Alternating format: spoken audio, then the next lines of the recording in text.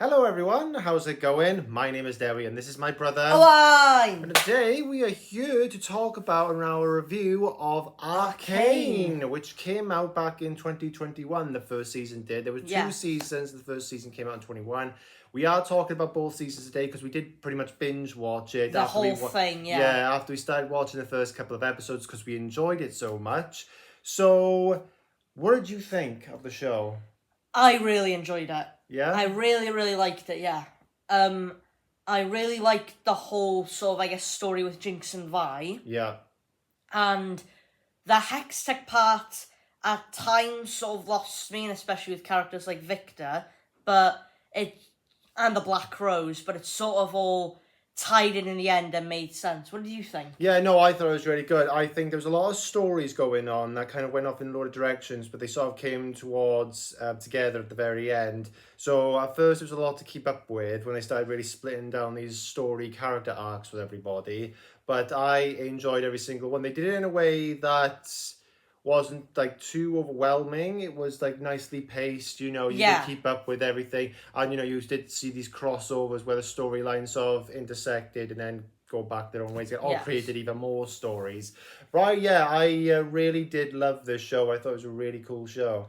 Yeah, so obviously the whole setup is things like the Undercity and the Topsiders. Yes. So you've got the Undercity that has Jinx, Vi, Silco, Vanda. Yeah. And then Topside, which has Mel, Jason. So like the upper class, really, who've like always got it their own way. You've got the council and stuff like that. But you get to really see the dark side of them because, in fact, in episode 1, it's introduced when Jinx and Vi are still kids, like kids, teens.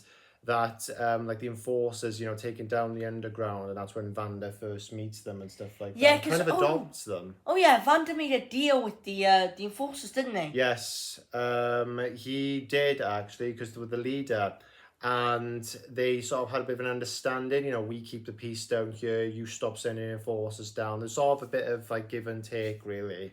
Yeah, I forgot that he made that deal, honestly, because that was so long ago when we saw Vanda. Well, as just regular Vanda. Yeah. And then obviously the whole thing with Silco happened, where he kidnapped Vanda and sort of took over the underground after killing him. Yeah, because he's sort of like they were kind of like brothers, weren't they? Yeah, I really did like Silco though. I thought he was a really good villain. It did take some time at first, but I think a lot of them, actually, to be fair, probably mostly all of them, have a lot of change in character over the course of these 2 seasons.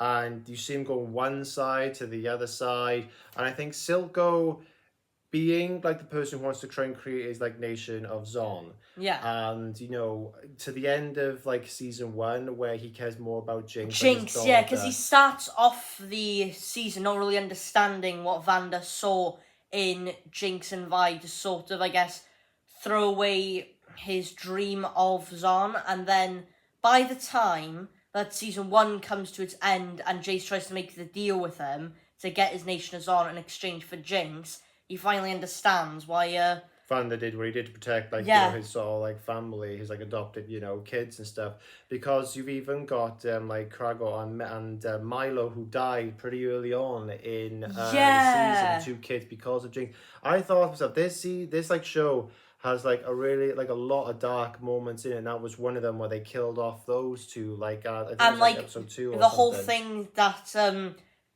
Vi says to Jinx afterwards, after all the destruction, she finds out that it was Jinx or Powder she called then that did that. Oh, that was really hard to watch. So she felt like she was abandoned, and then that's why she sort of went more over to Silco's side. Yeah.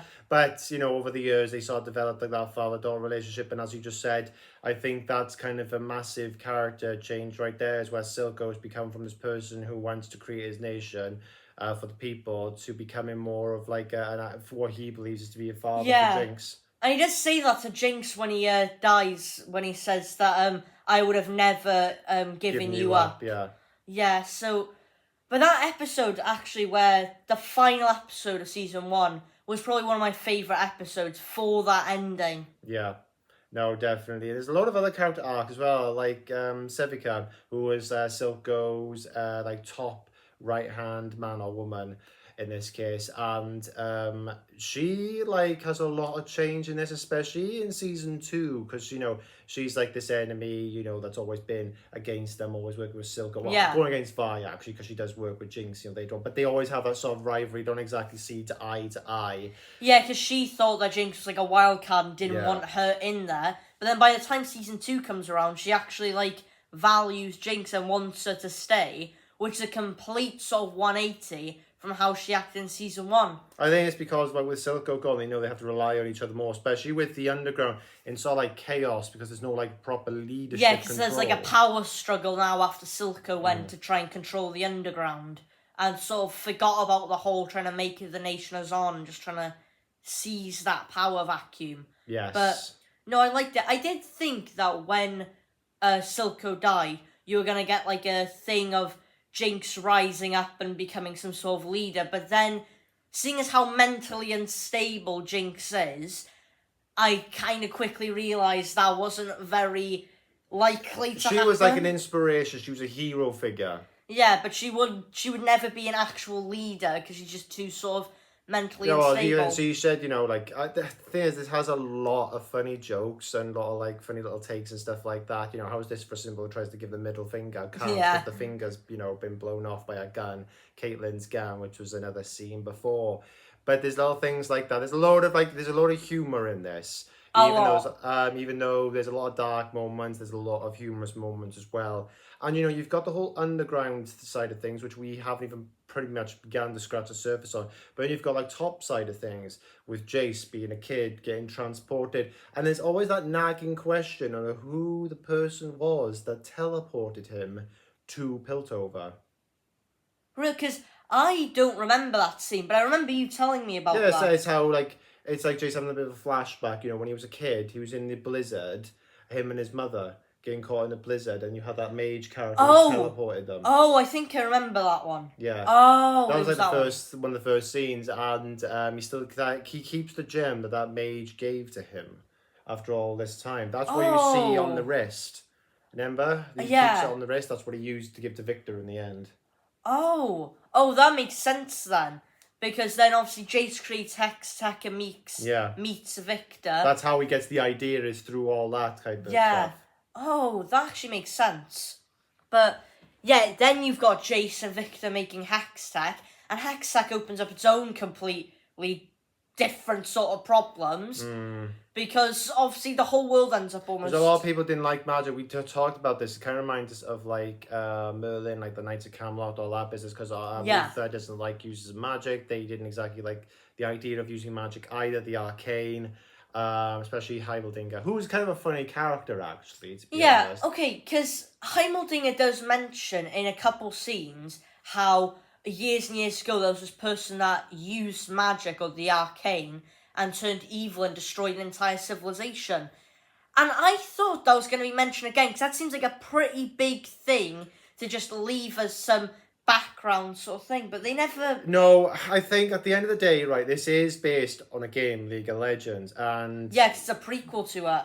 Yeah, a prequel to it. So they're not going to answer all the questions, because I guess that's really the point of the games. You play the game. Now, I know it's like a MOBA game. It's not really I mean, there is a story to it, but it's not like it's a totally driven story at the end of the day. It's like PvP online game.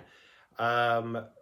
But they're not going to answer all the questions. Like the end did, may have solved one question about who the mage was, and cleaned up like tied the knot on certain endings.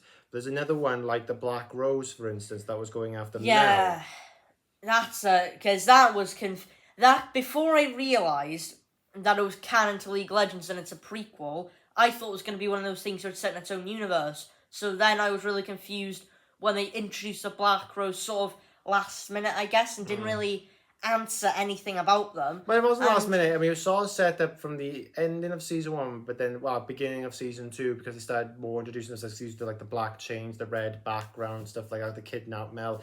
But, you didn't get a definitive answer until roughly the end, and basically a bit more of a face on the name of the person who's causing like this side of the story to happen.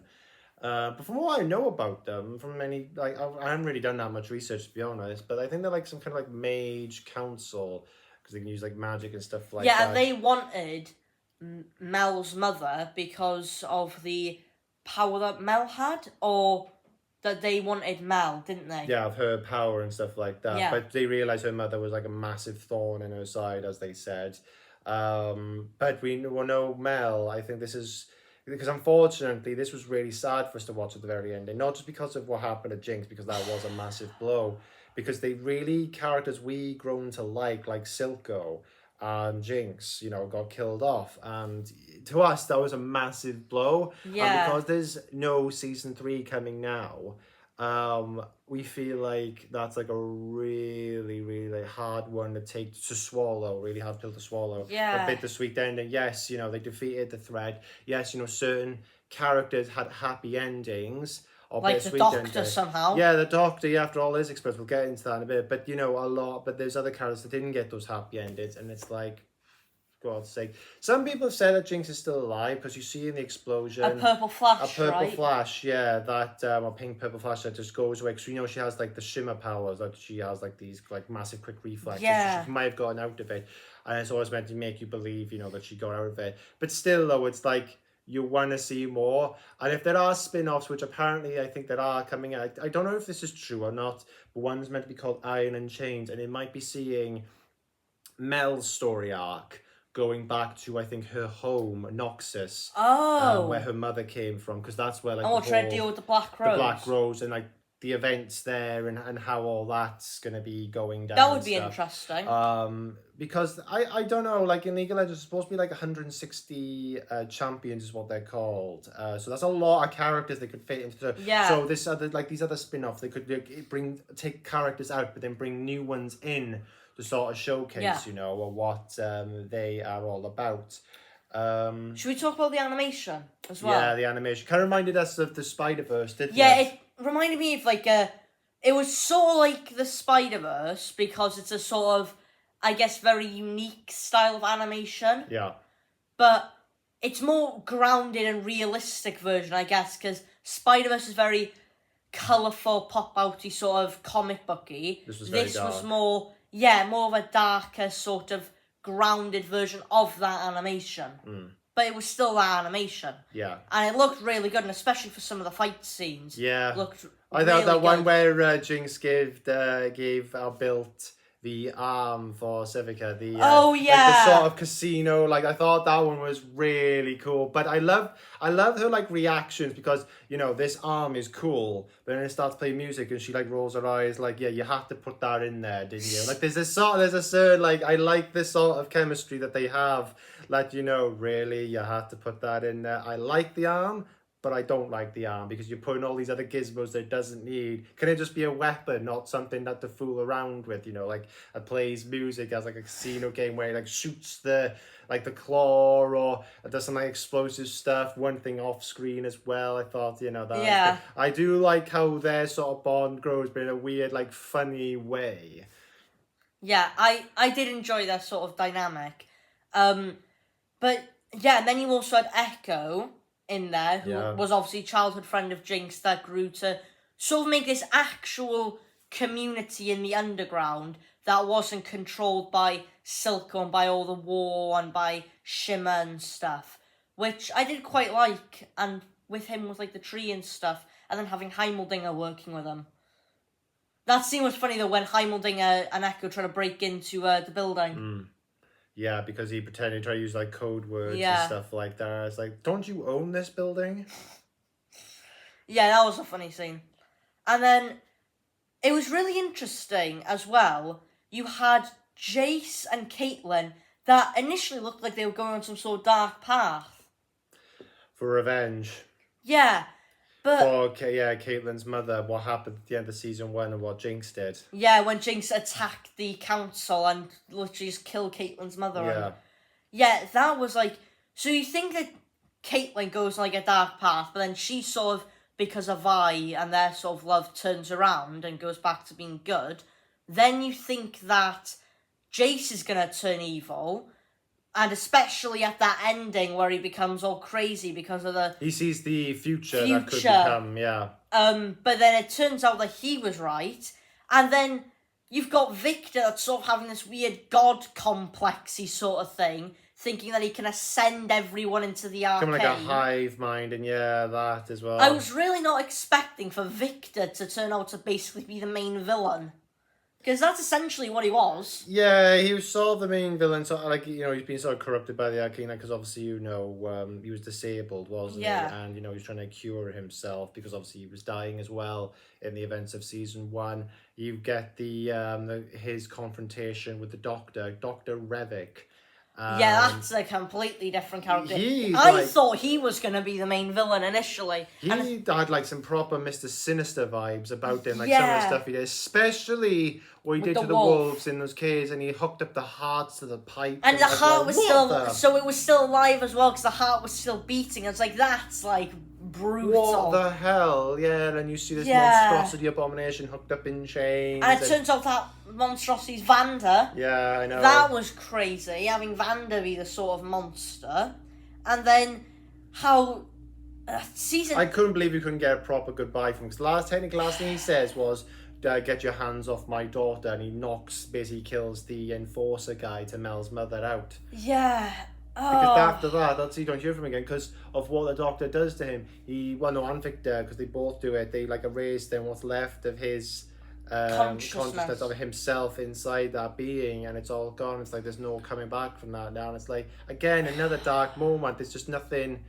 There's nothing like happy about the whole Jinx, Vi, and Vanda story. There is not really much of a happy ending. Like, Vi gets the happiest ending, but even then, she's lost her sister, who she was just beginning to actually sort of get back together with, I guess. She lost Vanda again. She obviously has a lot more than Jinx, because, I mean, by the time that you got to the end of the series, Jinx was, like, suicidal. So... And Echo uses that power of time, because that actually brings up the next thing where he manages to go to another universe. That was... Where he sees the opposite, really, where Vi is dead and Jinx is alive, and Jinx is a completely different character, and there is no really like upside. It's a world without hex tech. Yeah, because of what happened. Because Vi died when they invaded Jace's apartment to steal like their stuff And in episode 1, that's what stops it from happening in the first place. So, and then you just have and then Silco and Vanda were also still friends there as well. That was cool. I think that would be a cool spin-off. That would be a cool... And especially since we know that they knew Jinx and Vi's mother as well. Yeah, I wonder if they actually... I mean, I don't know. There's so much that happened. Like, I don't know if they really, like... I assume they may have known, especially considering how much she looked like... Well, Jinx, actually. I guess that's more sort of a hair. But I wonder if they actually, knew, because I don't know if it was one of these flashback things where you see Vanda, like, sort of seeing them when she was still alive. So he may have known them, even though he kind of adopted them as his kids, obviously, when their parents were killed off by the enforcers. I mean, I would assume that at least Vanda would have known Jinx and Vi before their parents died, because he would sort of be like the uncle to them. Silco, I'm not really entirely sure Silco would have known them that well. Because I assume not too long after they were born is when their parents died. But again, this is something else that they could do with a spin-off. I'd love to see Vanda and Silco and the mother like coming together and trying to make... Because maybe things could happen with them trying to form the nation that they wanted to make. Because they clearly had businesses and deals and stuff maybe set up to make this all happen, So I'd like to see how all that went down. But yeah, I really liked Silco's arc. I mean, I liked all their arcs. They had a lot of change in characters along the way, but we've already talked about that before. Marcus as well, who was like the corrupt enforcer, because the one that was in charge died pretty earlier on, because she was the one that had a deal with Vanda, but then Marcus took over and was corrupted by Silco. And sort of became his inside man, I guess you could say. With him threatening his daughter. He was trying to bring Shiva into the world. Because I guess you could say that while Topside may have had Hex Tech and the technology, the Underground had Shimmer, which is causing like all these like mutations and stuff like that to happen with him. So like more speed, more power, strength, all that kind of business. So it's interesting to see like alchemy versus magic in a way. Yeah, it's very interesting, that sort of thing between Topside and Bottom Side. But yeah, I really enjoyed it. I really like Jinx and Vi's whole sort of story, trying to... Because obviously initially you've got Jinx, who sort of doesn't know whether she should be Powder and go back to Vi, or stay Jinx and go to Silco. Then Silco dies and she goes full Jinx. Then she sort of starts to go back to being Powder after she meets that girl. Yes, yeah. But then the Because girl... she becomes like the older sister to her, because she's sort of like in Vi's position then. Yeah. And I really like that dynamic. That was... And they killed her off. Yeah, that was crazy. She died trying to stop Vanda. Yeah. I couldn't believe that. I was like, oh my god, you've just killed off like a child in this, and that's like insanely unbelievable what you've done.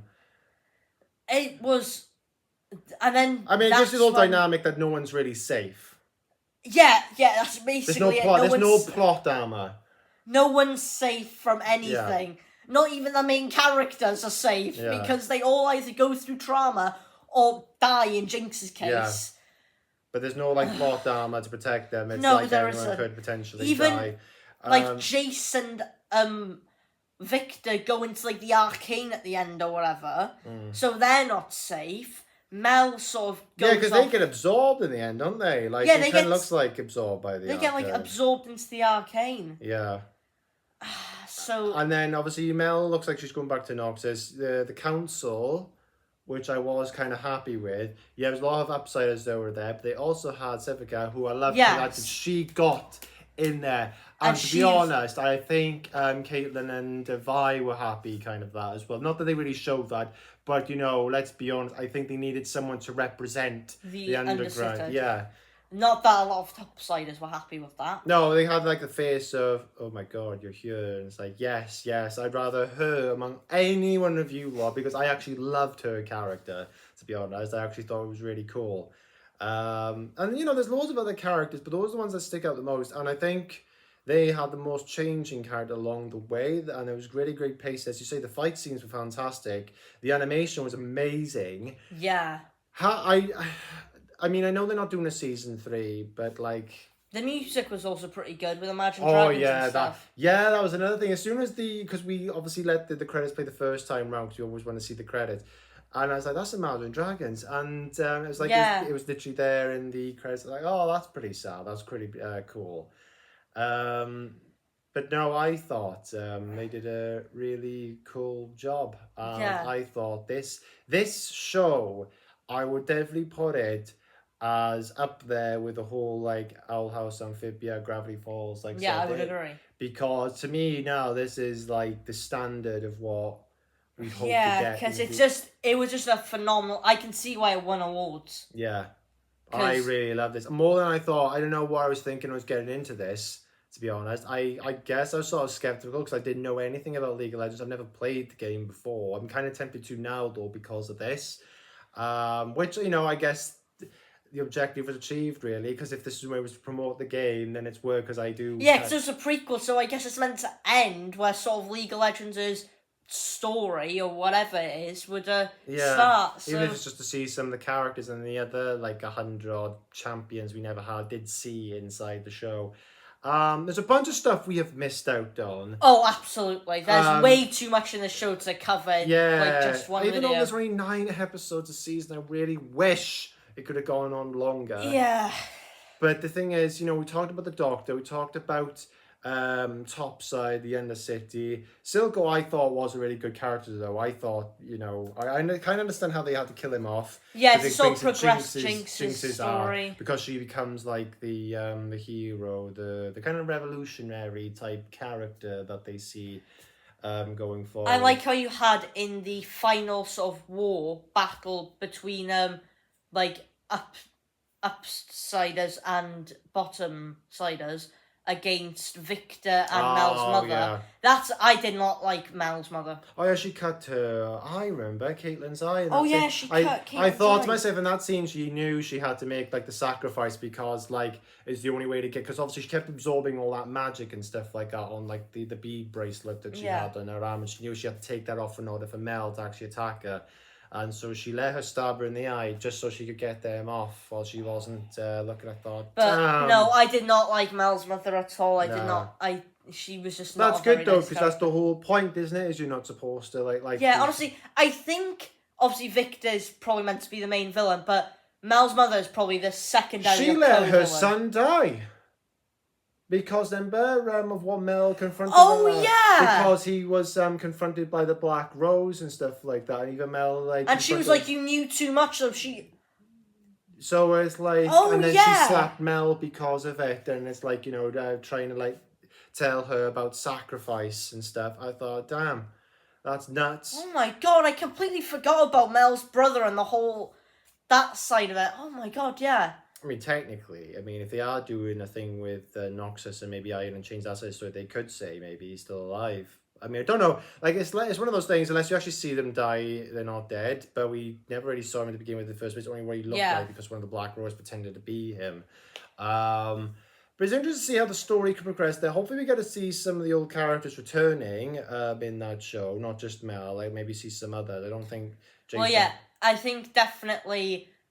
probably Caitlyn and Vi would return because they're in that sort of position now. Well, but they're in Piltover though. Don't get me wrong. I thought they were fantastic. Even characters. if they just make like cameos. Vi we haven't really talked about much, and we really should.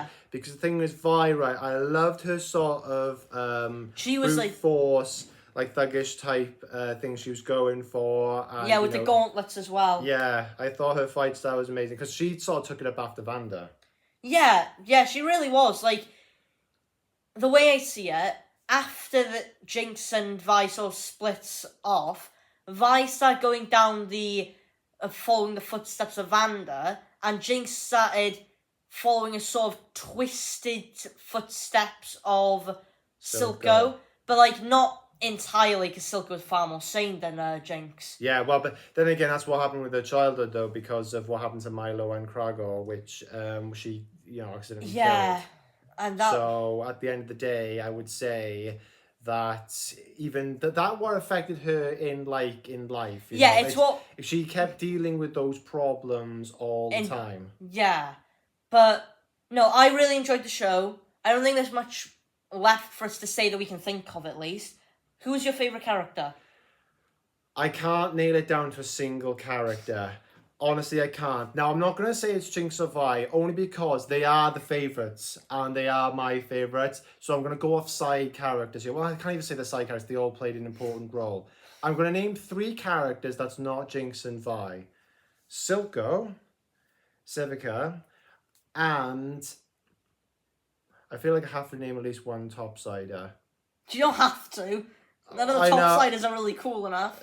No. Technically, what's it? Victor's not a topsider. He's a... True. I could say the Doctor because of his dark, mysterious, but no, I'm not going to say him, actually. I'll say, Caitlyn? Yeah, Caitlyn. Yeah, Caitlyn. It was nailed between her and someone else, but I'm not going to say, I'll let you say yours.